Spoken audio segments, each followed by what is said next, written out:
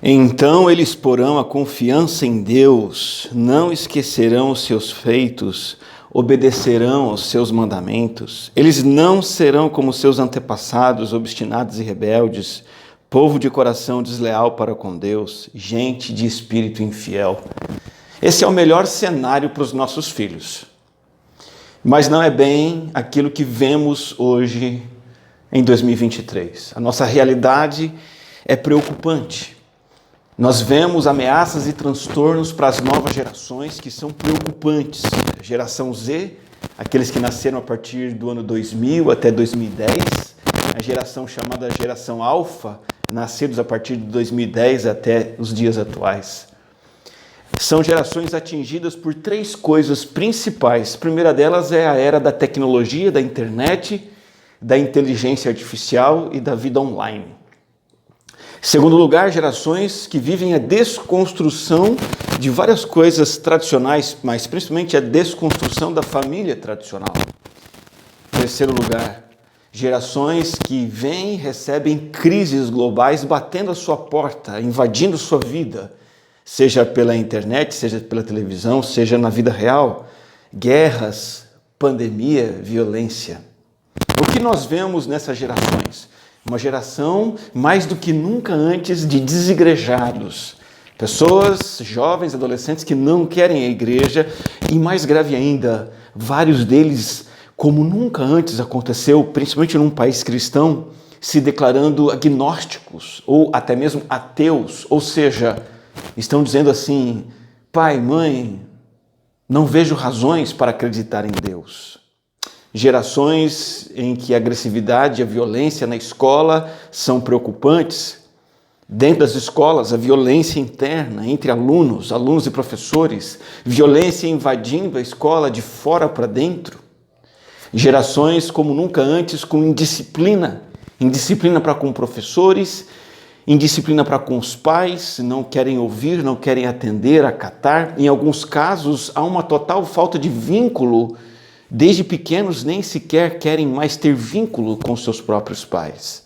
Uma geração que vive as ameaças da hiperconectividade, acessando conteúdo inadequado pela internet, como violência, linguagem ofensiva, sexualização precoce, cyberbullying, ou seja, bullying virtual. Geração que já é viciada em tecnologia e internet, que tem a sua saúde mental afetada, o seu bem-estar em risco. Uma geração que já é vista como vítima de um subdesenvolvimento cognitivo e social por causa do seu isolamento online, do seu apego quase que ininterrupto a conteúdos na internet. Uma geração ou gerações que sofrem com assédio e manipulação online. Temos visto adolescentes envolvidos em comportamentos desumanos porque foram para a internet, foram ali aliciados e são levados a cometer barbaridades, até mesmo suicídio. Geração que se mergulha em pornografia precocemente, não tem uma referência formativa. Nunca vimos gente tão nova, sem sentido para viver, com fobias diversas, com diagnósticos de ansiedade, transtornos, depressão. Eu não quero discutir nesse momento o que seria importante fazer, quem ou o que está fazendo a cabeça dessas gerações, mas eu quero investigar com você o Salmo 78, principalmente os versículos 1 a 8, a solução que é nos trazida aqui. O que fazer? Qual é a saída? Como remediar? Qual é o antídoto? Será que está nas escolas, na melhoria das escolas? Programas e ações que o Estado pode fazer? Será que é papel da igreja, da religião? Será que temos que voltar ao homeschool e voltar a educar nossas crianças em casa? Veja, a solução está nos versículos 5 e 6.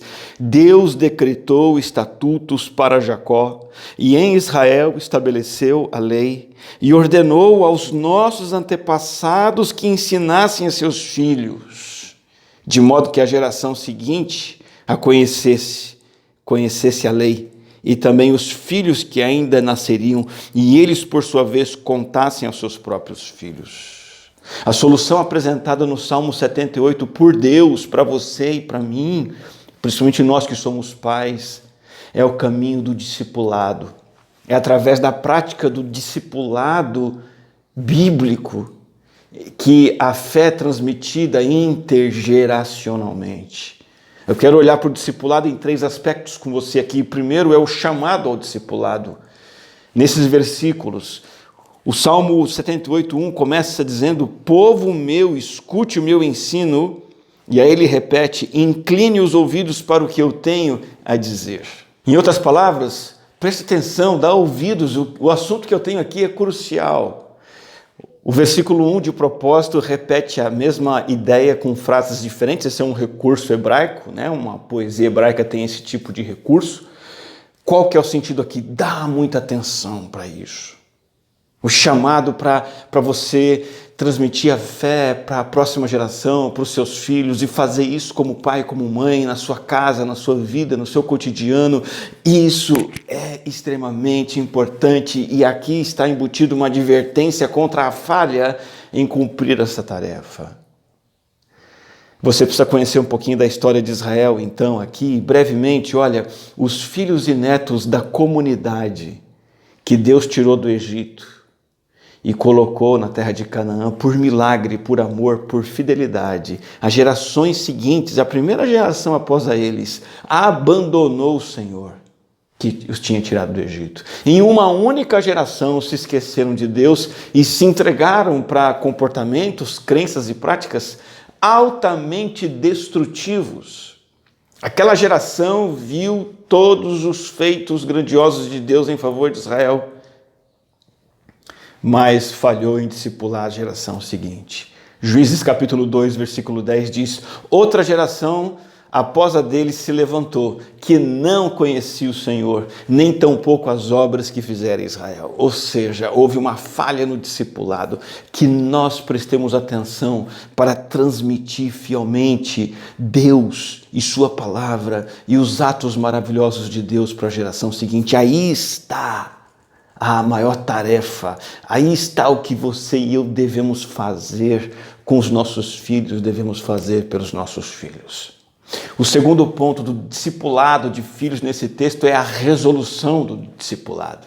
Os versos 3 a 5, versículo 3 diz assim: o que ouvimos e aprendemos, o que nossos pais contaram, não os esconderemos dos nossos filhos, contaremos à próxima geração. Veja que é uma decisão sendo tomada aqui, uma decisão que você precisa tomar hoje, de repassar o legado da fé que você recebeu. Precisa reconhecer e aceitar um fato sério. A fé está sempre a uma geração de ficar extinta. Eu vou repetir, porque é isso que está acontecendo em nossos dias. A fé na palavra de Deus, a fé cristã, a fé bíblica, sempre está a uma geração de ficar extinta. E quem é o responsável pela extinção da fé? Aquele que tem essa fé no coração e não transmite para a geração seguinte. Se os pais deixarem o bastão da fé cair, a próxima geração fica privada de conhecer Deus e conhecer os poderosos feitos do Senhor. Veja que aqui é uma resolução firme que é tomada. Ele diz assim: não esconderemos, pelo contrário, contaremos. Deixa eu dizer uma coisa: cada um de nós aqui, jovens, adultos, velhos, pais, avós, ou nós estamos repassando o legado espiritual que recebemos, ou estamos fazendo morrer esse legado. E a consequência disso pode ser trágica ou benéfica e abençoadora. Se você repassar o legado espiritual para a próxima geração, isso é bênção. Se você falhar nisso, fizer morrer isso, isso é tragédia, desgraça e morte. O que? A resolução é de passar o que adiante através do discipulado. Versículo 4 diz: os louváveis feitos do Senhor, em primeiro lugar. Segundo lugar, o seu poder, o poder de Deus. E terceiro lugar, as maravilhas que Deus fez. Está muito claro aqui o que precisa ser transmitido no discipulado de pai para filho, geração mais velha para geração mais nova. Os louvores do Senhor, as razões pelas quais Deus deve ser louvado. O poder do Senhor, o quanto Ele é poderoso, o seu caráter poderoso e as maravilhas do Senhor, todos os seus feitos grandiosos que estão na Bíblia e que estão na história de vida.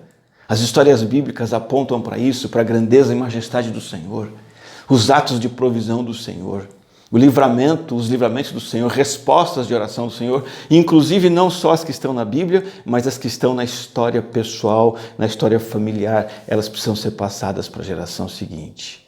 Deus não é somente o Deus dos antigos da história, da biblioteca, o Deus da religião. O Deus é o Deus nosso da vida real, que precisa ser passado, comunicado e transmitido. Os filhos precisam receber isso de nós, pais. Esse presente e esse Deus sendo presente nas vidas hoje. E aí é uma ordem no versículo 5. Ele ordenou. Isso não é uma opção, tá? Se a fé cristã chegou até você, se você vive essa fé, você tem uma ordem. Deus ordena aos antepassados que ensinem a seus filhos. Tudo aquilo que Deus comunica no Pentateuco, nos primeiros 5 livros da Bíblia, os 10 mandamentos, as histórias de Deus, tudo que está na palavra de Deus, é necessário que os pais falem e passem e transmitam para os seus filhos e para a geração seguinte. A continuidade da fé depende da fidelidade dos pais em transmitir os termos e condições dessa fé para os seus filhos. Então nós temos aqui já 2 aspectos do discipulado. O primeiro aspecto é o chamado ao discipulado. O segundo é a resolução do discipulado, comunicar Deus e suas histórias para a geração seguinte como um dever que nós recebemos. Em terceiro lugar, quais são os efeitos do discipulado? Isso é muito importante. Por que discipular? O que o discipulado gera? Tem 3 coisas que são ditas aqui. Primeiro, versículo 6, de modo que a geração seguinte a conhecesse, e também os filhos que ainda nasceriam, e eles, por sua vez, contassem aos seus próprios filhos. Veja, o primeiro efeito do discipulado é que o pai que discipula é um elo da corrente da fé. E essa fé, então, se estende a futuras gerações. Uma fé genuína para a próxima geração, que passa para a próxima geração, que passa para a próxima geração. Nós estamos vendo uma geração de pais que são elos quebrados da corrente, elos perdidos, que abriram mão da tarefa mais importante. Quando você discipula, você se torna um elo da corrente da fé. Esse é o primeiro e principal propósito da transmissão da fé. O pai ser, a mãe ser um elo dessa corrente espiritual que tem vindo. Essa é uma tarefa árdua, uma tarefa constante, desgastante, mas é incomparável e valiosa. É mais fácil você entregar seus filhos para ficarem assistindo Netflix, para a escola educar, para os avós, para a babá, é mais fácil. Mas não é o que Deus quer de você. Se você fizer isso, você é um elo quebrado e vai entregar o seu filho para o ensino do pecado, para o ensino de ideologias falsas, para descaminhos, para o distanciamento do Senhor. Então, o primeiro efeito do discipulado é você, discipulador, ser um elo firme da fé. Segundo efeito do discipulado é a fé genuína nos filhos. É só assim que eles vão ter fé genuína no Senhor. Versículo 7. Então eles porão a confiança em Deus, não esquecerão os seus feitos e obedecerão aos seus mandamentos. A maior preocupação de todo pai cristão, mãe cristã, deve ser o seu filho conhecer a Deus e colocar a confiança de Deus e se lembrar dos feitos de Deus e se tornar obediente aos mandamentos de Deus. A conversão genuína dos filhos a Deus é a sua maior tarefa. Conhecer Deus, temer Deus, servir a Deus, é isso que você precisa buscar para os seus filhos. Depois você busca que ele aprenda inglês, que ele tenha comida na mesa, que ele tenha formação acadêmica, que ele tenha tênis, roupa, etc, etc. Ser mãe é um sonho muito pobre. O sonho maior de uma mãe é ser uma mãe que leva o seu filho a conhecer Deus, temer Deus e obedecer a Deus. Infelizmente, o que vemos hoje é o abandono dos filhos e a terceirização dos filhos. A entrega deles para escolas, avós, babás, smartphones, tablets e computadores. O que vemos hoje muitas vezes no máximo é mera educação comportamental. É o pai e a mãe tentando fazer o filho ser bonzinho, cumprir certas regras. O que falta são pais e mães que falem sobre Deus para os seus filhos. Que abram a Bíblia e falem sobre um Deus vivo. Quem é esse Deus? O que ele exige? Pais e mães que levem seus filhos a um relacionamento sério e pessoal com Deus. Os pais que fielmente ensinam os feitos de Deus, trabalham para que seus filhos conheçam Deus, apontam para o pecado no coração dos seus filhos, falam para eles: filhos, vocês precisam de salvação, vocês precisam de Cristo. Meu filho, você precisa resolver o seu maior problema, que é o pecado, e Jesus pode resolver esse problema e pode te fazer andar com o Senhor. Esse é o segundo efeito do discipulado, a fé genuína dos filhos. O terceiro efeito do discipulado é que filhos não serão incrédulos nem rebeldes. Verso 8: eles não serão como seus antepassados, obstinados e rebeldes, povo de coração desleal para com Deus, gente de espírito infiel. Não serão assim, não serão obstinados, não serão rebeldes, não serão de coração desleal, nem de espírito infiel. O terceiro efeito do discipulado de filhos é que os filhos escapam de armadilhas perigosas. A armadilha de esquecer Deus, de seguir as próprias regras achando que são melhores, ao invés de seguir a lei de Deus. A armadilha de ter um comportamento rebelde, ingrato, a armadilha de se entregar à imoralidade, e por aí vai. A sabedoria bíblica transmitida para os nossos filhos faz isso. Eles, mesmo sendo jovens, vão ter uma cabeça madura, experiente. A sabedoria bíblica ensinada do pai para o filho faz com que o filho veja os perigos no caminho, se desvie dos perigos e sigam o caminho seguro da palavra de Deus. Esse versículo 8 fala de antepassados obstinados e rebeldes, povo de coração desleal para com Deus, gente de espírito infiel. Esse versículo aqui introduz, e eu apelo para que você leia o Salmo 78 todo, ele é comprido, tem 72 versículos. Esse versículo 8 introduz uma história triste do versículo 9 para frente. A história de um povo rebelde, um povo que recebeu de Deus bondade, misericórdia, compaixão, cuidado, atenção e fidelidade, e respondeu como? Você pode ler e entender ali um povo que foi murmurador, incrédulo, ingrato, imoral, rebelde, o tempo todo inconstante, infiel e desobediente. A sabedoria de Deus, transmitida de pai para filho, impede essa rebelião, impede essa incredulidade. Pais fiéis, persistentes em transmitir Deus sua graça, vão inocular seus filhos ou imunizar seus filhos contra o espírito da rebeldia. Eu quero terminar essa reflexão relembrando o que aprendemos aqui. Aprendemos que temos um chamado urgente diante de um perigo real, o perigo da apostasia dos nossos filhos. Não querem ir para a igreja, não acreditam em Deus, estão com comportamentos perigosos, estão sofrendo por causa disso. Nós temos um chamado para discipular os nossos filhos. Nós temos uma resolução a tomar, uma decisão. Eu vou discipular, eu vou transmitir para eles Deus, o conhecimento de Deus. E eu vou fazer isso porque isso é a ordem do Senhor. E como efeito eu vou colher 3 coisas. Eu serei um elo da corrente da fé. Os meus filhos vão se converter, vão conhecer o Senhor e vão escapar das armadilhas da incredulidade, da rebelião. Algumas coisinhas práticas para você fazer. Primeiro, decida de qual geração você é. Você é a geração que passa adiante a fé? Ou você é a geração que omite a fé e entrega seus filhos nas mãos de Satanás? Você está ajudando a formar uma geração nova que teme ao Senhor? Há um espírito falso, uma ideologia falsa de vida que é o seguinte: olha, viva correndo atrás de si, satisfazendo seus interesses, seus desejos. E nessa, mães estão abandonando seus filhos, porque estão correndo atrás dos seus sonhos. Pais estão abandonando seus filhos porque estão correndo atrás dos seus próprios interesses. De qual geração você é? Segundo, decida discipular seu filho. Essa é uma cultura que você precisa criar e manter. E você discipula como? Convivendo com o seu filho. Se você não faz isso, comece a fazer, volte a fazer.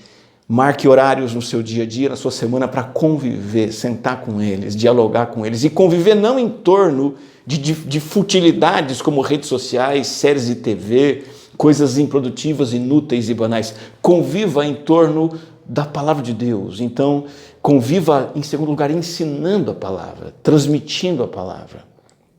E conviva ensinando, mas demonstrando na sua vida. É isso que vai autenticar o discipulado. É o seu filho olhar para você e ver na sua vida tudo que você está falando para ele. O seu filho vê na sua vida tudo que a Bíblia diz, demonstre com o seu viver, e isso é discipulado. Faça da Bíblia o que de fato ela é, fonte de informação perfeita sobre Deus, os feitos de Deus, a vontade de Deus, o caráter de Deus. Tome a decisão de estudar a Bíblia na sua família, com a sua família. Cultive a participação ativa de Deus na sua história familiar. Faça com que você e sua família tenham uma vida de oração, que vocês possam diariamente sentar juntos e orar, apresentar pedidos a Deus e motivos de agradecimento. Cultive na sua família as lembranças do que Deus fez, olhando através de fotos, vídeos. Na nossa casa nós temos um pote de gratidão e todos os anos a gente vai enchendo aquele pote com motivo de agradecimento a Deus, e uma vez no ano, em novembro, nós abrimos esse pote e olhamos papelzinho por papelzinho os motivos de gratidão colocados ao longo do ano. Nós estamos trazendo Deus para o nosso convívio familiar, a sua presença, a sua ação, o seu poder. Decida o que vai ser prioridade no seu lar. No seu lar, o que vai ter em primeiro lugar? As coisas de Deus ou as futilidades da vida? O que vai imperar na sua família? Televisão? Conteúdo da internet? Entretenimentos? Passeios? Sua família vai ter espaço para as coisas de Deus? Para a leitura das Escrituras? Para a oração? Nossa família, nós estamos concluindo agora, no dia 5, 10 de julho de 2023, a leitura de Provérbios. Fantástico! Nós lemos um trecho de Provérbios por dia, um capítulo ou meio capítulo por dia ao longo das semanas anteriores. E Deus falou conosco.